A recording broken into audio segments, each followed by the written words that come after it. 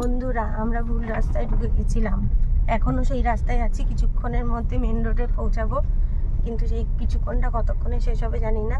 ভীষণ খারাপ রাস্তা, ভিডিওতে দেখাতে পারিনি কারণ আমরা নিজেই ভয়ে কাঁপছিলাম। সামনে যে রাস্তাটা দেখছেন এটা অনেকটা তাও ভালো।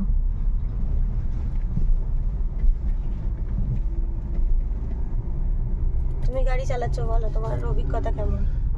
অভিজ্ঞতা আর কি বলবো, আমার তো অভিজ্ঞতাই নেই। এখানে এসে অভিজ্ঞতা অর্জন করলাম। সত্যিই তাই, এরকম অ্যাডভেঞ্চার আমরা করতে চাইনি। এত বাজে রাস্তা, এত বাজে রাস্তা।